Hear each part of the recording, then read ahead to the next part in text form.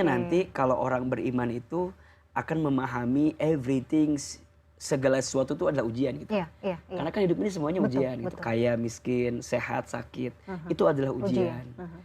Kaya itu akan jadi nikmat kalau kaya dipakai buat deket ke Allah. Tapi kaya akan jadi musibah yang sebenarnya kalau malah dengan kaya tuh jauh dari Allah. Oke. Itu yang azab itu di situ. Itu ya yang sebenarnya. menjadi titik tekan kita. طلع البدر علينا من Bismillah, alhamdulillah, wassalatu wassalamu ala rasulillah, la hawla wa la quwata illa billah. Pemirsa CNN Indonesia yang dicintai Allah, mudah-mudahan kita semua dalam keadaan sehat walafiat. Amin. Dan sebanyak apapun masalah yang kita punya, seberat apapun ujian yang kita terima, mudah-mudahan Allah kuatkan hati dan tubuh kita untuk melewati setiap ujian yang Allah datangkan kepada kita. Amin. Bicara tentang ujian hidup, bicara tentang masalah hidup, sering Ahilman sampaikan Mbak Mila bahwa di antara ciri kehidupan dunia itu adalah tempatnya masalah, tempatnya ujian. Jadi kalau hidup nggak mau punya masalah, ya jangan hidup ya. Karena ciri orang hidup itu berarti Memang punya masalah. Sebagaimana Allah sampaikan dalam Al-Quran di surat Al-Muluk ayat 2. A'udzubillahi minasyaitonirrajim. Bismillahirrahmanirrahim. Alladzi khalaqal mauta wal hayata liyabluwakum ayyukum ahsanu amala wa huwal azizul ghafur. Dialah Allah yang menciptakan kehidupan dan kematian itu sebagai apa? Sebagai ujian. Jadi ujian itu dihadirkan sebagai tanda seseorang itu sedang mengarungi kehidupan. Nah pertanyaannya, apa yang Allah lihat dari ujian itu? Ternyata bukan seberapa banyak ujiannya, bukan seberapa besar ujiannya, tapi yang Allah lihat adalah ayyukum ahsanu amala. Siapa yang paling baik di antara kamu amalnya atau sikapnya dalam menghadapi ujian itu. Maka kalau ada orang yang ikut ujian, hasilnya tidak lulus, yang salah bukan soal. Yang salah pasti adalah jawabannya. Betul? Kita yang mungkin nggak punya preparationnya ya. Mungkin sikap kita yang salah. Sama dalam hidup, kita dikasih masalah, yang salah bukan masalahnya, tapi cara kita menghadapi masalah.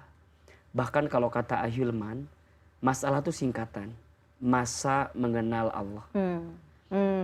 Betul. Karena disadari atau tidak, biasanya manusia itu punya kecenderungan kalau lagi dikasih masalah, bisa lebih dekat sama Allah. Bisa lebih taat sama Allah. Berarti kita pahami masalah itu adalah cara Allah menyapa kita gitu. Cara Allah mengingatkan kita untuk kembali kepadanya. Mungkin selama ini kita jauh dari Allah. So poinnya, tidak ada masalah dengan masalah. Yang sering jadi masalah adalah cara kita, sikap kita menghadapi masalah. Maka nanti Mbak Mila ada 5 karakter manusia dalam menghadapi masalah. 5 orang. 5 karakter. Sorry. Kita nggak tahu masuk kategori yang mana. Mbak Mila, Ahilman, dan pemirsa boleh kita cek sama-sama. Yang pertama ada yang namanya, mohon maaf ya, orang bodoh. Sibuknya mengeluhkan masalah, mengeluhkan ujian. Kenapa orang yang mengeluh dengan ujian itu disebut orang bodoh? Karena dia nggak ngerti apa hikmah yang sedang Allah titipkan di balik ujian itu. Nanti kita jelaskan apa hikmahnya dan apa kabar bahagia dari Allah untuk kita yang sedang diuji. Yang kedua ada orang kecil, sibuknya membesarkan masalah. Ya, ada orang kerdil sibuknya membesarkan masalah. Masalah kecil karena dihadapi dengan sudut pandang yang kecil, ujungnya jadi besar. Ada yang ketiga, orang biasa. Sibuknya membicarakan masalah. Setiap ketemu dia bawaannya curhat. Ngeluh. Bawaannya ngeluh. Nah ini orang biasa. Jadi biasa, orang ngeluh itu biasa. Ada yang keempat, orang besar. Sibuknya mengatasi masalah. Dia nggak tahu masalahnya apa, yang penting solusi aja. Jadi fokusnya pada solusi. Solusi. Walaupun barangkali tidak semua masalah butuh solusi. Kadang membutuhkan hal yang lain dibanding solusi. Nah ada yang kelima. Kita berharap ada di golongan yang kelima ini. Siapa yang kelima ini? Ada orang beriman. Sibuknya naik derajat dengan masalah. Masya Allah. Jadi ketika diuji, ketika diberikan masalah, itu menjadi jalan bagi dirinya meningkat derajatnya di hadapan Allah Subhanahu wa taala. Kita evaluasi, kita masuk kategori yang mana tuh? Jangan-jangan malah mungkin di dua yang awal ya. Iya. Bisa jadi kita menjadi orang yang kerdil atau orang yang bodoh yang masih mungkin sibuk. Ini kenapa sih gitu? Seolah-olah bertanya, kenapa sih Allah tuh nggak sayang ya sama saya gitu. Padahal hakikatnya sebenarnya masalah itu adalah itu tadi ya, tanda sayang. Iya. Oke, tanda sayang kalau kitanya paham. Iya, makanya nanti ada 5 kabar bahagia. 5 kabar bahagia dari Allah untukmu yang sedang diuji. Jadi kalau ada pemirsa CNN Indonesia yang lagi diuji, Bamila, AA juga barangkali yang lagi diuji, tolong ingat-ingat 5 kabar bahagia ini yang Allah hadirkan kepada kita. Kenapa saya menyebutnya ujian itu kabar bahagia? Karena Allah yang menyampaikan seperti itu. Sebagaimana disebutkan di surat Al-Baqarah ayat 155, 156. Allah berfirman, Bismillahirrahmanirrahim. Walanabluwannakum bisyai'im minal khawfi wal ju'i wa naqsim minal amwali wal anfusi wath thamarat wa basyiris sabirin. Perhatikan. Dan kami akan menimpakan kepada kamu sekalian dengan ketakutan dan kelaparan dan kekurangan harta dan kegoncangan jiwa dan buah-buahan sebagai apa? Wa basyir, sebagai kabar gembira. Bagi siapa? As-sabirin, bagi orang yang sabar. Siapa orang yang sabar itu? Lanjutkan ayatnya. Alladzina idza asabatuhum musibah qalu inna lillahi wa inna ilaihi rajiun. Orang yang sabar itu orang yang ketika diberi musibah, dia hanya mengatakan, semua milik Allah dan semua akan kembali kepada Allah. Maka tadi betul kata Bamila, kita mendapatkan kabar gembira ketika diuji apabila kita sabar. Nah sekarang kabar gembiranya apa? Kabar bahagianya apa? Barangkali nanti kita akan bahas lebih dalam. Lebih dalam di segmen berikutnya. Siap. Ada 5 kabar gembira, ada 5 kabar bahagia yang Allah sedang siapkan bagi kita yang sedang diuji. Yang pertama, orang yang sedang diberi ujian itu adalah orang yang diakui sebagai orang beriman. Disebutkan dalam surat Al-Ankabut ayat 2. Artinya, apakah kamu mengira sudah beriman, sedangkan Allah belum berikan ujian dalam kehidupan kamu sekalian? Maka ada pertanyaan, siapakah orang yang paling beriman itu adalah orang yang paling besar ujiannya? Dan siapa orang yang paling ujian besar itu? Para rasul, para nabi, para sahabat, para tabi'in, para orang soleh, dan orang-orang setelah itu. Jadi Nabi Muhammad tuh ujiannya banyak. Dengan ujian yang banyak, hina atau mulia? Mulia. Berarti tidak ada satu orang beriman pun yang diakui sebagai orang beriman kecuali dia lulus dengan ujian itu. Kalau hidupmu nggak disapa dengan ujian, jangan-jangan Allah sedang memalingkan cintanya kepadamu gitu. Dan nauzubillahnya adalah ketika engkau merasa hidupmu tidak ada ujian, di saat yang bersamaan engkau jauh dari Allah. Engkau nggak taat ke Allah gitu. Kamu dikasih harta, tapi hartamu malah membuatmu jauh dari Allah. Kamu dikasih pangkat, jabatan, dikasih kelapangan, dikasih semua hal yang barangkali membahagiakan dalam aspek dunia, tapi tidak membuatmu ingat ke Allah. Jangan-jangan Allah sedang memalingkan cintanya kepadamu. Allah iming-imingi kamu dengan yang membahagiakanmu dalam urusan dunia, tapi kamu lupa sama Allah. Boleh jadi Allah sedang tidak mencintaimu. Makanya benar tadi kata Bamila, harus gelisah ya. Iya tuh. Jangan-jangan iman kita dipertanyakan sebenarnya. Karena nggak ada ujian yang datang dalam hidup kita. Nanti kalau orang beriman itu akan memahami everything, segala sesuatu itu adalah ujian gitu. Karena kan hidup ini semuanya ujian gitu. Kaya, miskin, sehat, sakit, itu adalah ujian. Kaya itu akan jadi nikmat kalau kaya dipakai buat deket ke Allah. Tapi kaya akan jadi musibah yang sebenarnya kalau malah dengan kaya tuh jauh dari Allah. Itu yang azab itu di situ. Itu yang menjadi titik tekan kita. Maka yang pertama untuk yang sedang diuji, pahami bahwa Allah sedang mengakui kita sebagai orang beriman. Itu yang pertama. Yang kedua, orang yang sedang diuji itu sedang dijanjikan surga untuk dirinya. Kenapa? Surga itu kan identik dengan orang yang sabar. Ya. Bagaimana kita bisa melihat kita sabar atau tidak kalau enggak diuji? Maka ujian itu dihadirkan untuk ngetes kesabaran kita. Makin besar sabarnya, makin besar pintu surga yang bisa kita masuki. Aduh, betul. Maka panggilan Allah kepada ahli surga apa? Salamun alaikum bima sabartum. Selamat untuk kamu sekalian dengan kesabaran yang kamu sekalian hadirkan selama hidup di dunia.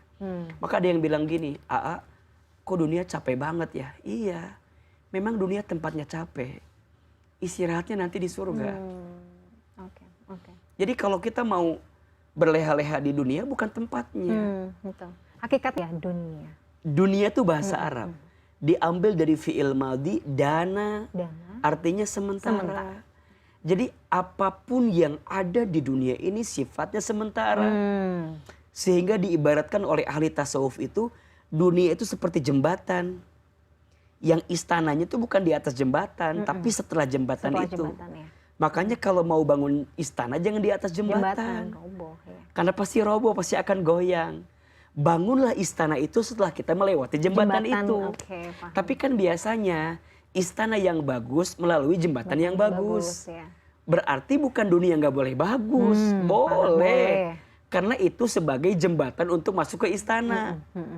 Karena biasanya istana yang jelek digambarkan oleh jembatan yang jelek. Ya. Maka dunia ini adalah jembatan. Jadi etalasenya tuh memang uji misalnya ya, lagi punya masalah. Sebagaimana bahagiamu sementara, sedihmu juga sementara gitu. Dan saya teringat dengan nasihat yang bagus Mbak Mila. Jadi ternyata masalah yang kita gelisahkan hari ini, hakikatnya adalah masalah yang pernah dilewati oleh kaum-kaum sebelumnya. Pesannya apa?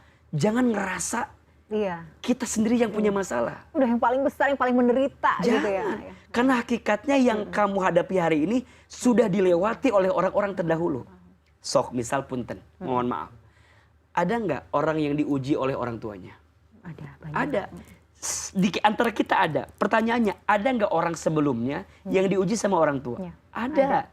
Bukankah Nabi Ibrahim diuji sama ayahnya? Oke, loncat. Ada nggak yang diuji sama pasangannya? Ada. Pertanyaannya, ada nggak orang dulu yang diuji oleh pasangan? Banyak. Ada. Nabi Nuh, Nabi Lut.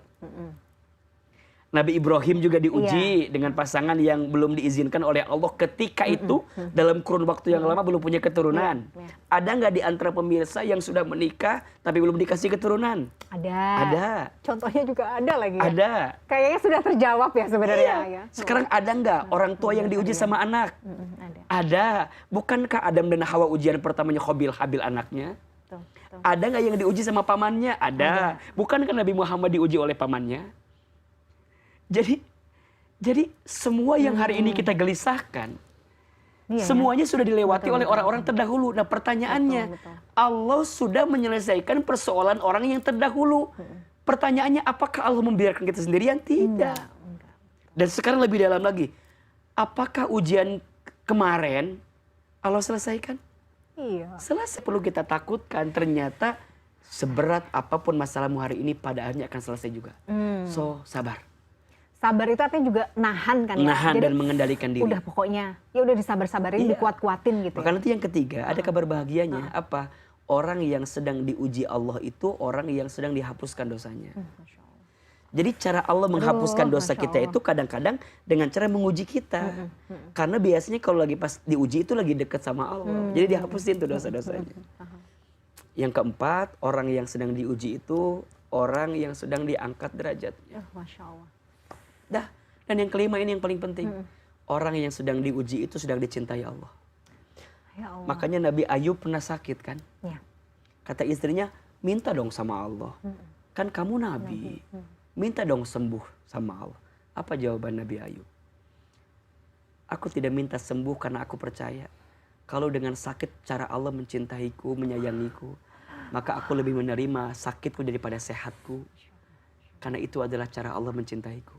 Segitu, karena merasa cintanya Allah itu jauh lebih besar dan patut diperjuangkan ya, daripada sekedar tadi ya. Betul. mendapat kesembuhan nanti terus kita lupa gitu Betul, ya. betul. Oke. Maka hampir semua para nabi yang diuji dalam hidupnya itu adalah cara Allah mengingatkan mereka untuk kembali sama Allah. Itu sekelas nabi ya. Iya. Yang amal solehnya sempurna, main kalau yang sekelas dosanya nabi. juga ya dibanding kita mah kita mah aduh nggak ada apa-apa. jerarauh kemana-mana kan. Tapi mereka masih diuji. Kenapa? Karena beliau-beliau semua tuh percaya cara Allah mencintai kita adalah dengan cara menguji dalam urusan dunia agar kita kembali kepada Allah. Nah sekarang pertanyaannya, udah diuji sama dunia aja, sudahkah kita lebih dekat dengan Allah atau malah jauh dari Allah? Makanya sekarang begini cara mengevaluasinya. Kita teh kalau dikasih masalah, ingat masalahnya atau Allahnya? Iya, betul. Kita malah lebih banyak ingat masalahnya. Seakan-akan jadi manusia yang paling banyak masalah. Seakan jadi manusia yang paling berat bebannya. Padahal entah berapa banyak yang Allah siapkan kebaikan dari keburukan yang kita terima. Bukankah itu yang Allah janjikan? Fa inna ma'al usri yusra, inna ma'al usri yusra. 2 kali loh Allah sampaikan. Iya. Maka sesungguhnya bersama kesulitan ada kemudahan. Gak cukup sampai di situ. Allah bilang lagi, sesungguhnya bersama kesulitan ada kemudahan. Apa kalimatnya ma'a? Kata para ulama, Allah tuh pengen ngingetin ame kita, di balik semua sulit yang kamu rasakan, entah berapa banyak kebaikan yang Allah titipkan. Gitu loh. Emang Allah nggak tahu sakitmu? Tahu. Memangnya Allah nggak tahu luka yang kamu rasakan? Tahu. Emangnya Allah nggak tahu kecewa perasaanmu? Tahu. Emangnya Allah nggak tahu keadaan sempit yang kamu rasakan? Tahu. Terus Allah ingin hadir saat sempit itu, mengingatkan kepada kita ada kelapangan yang sedang Allah titipkan di balik kesempitan yang kamu rasakan. طلع البدر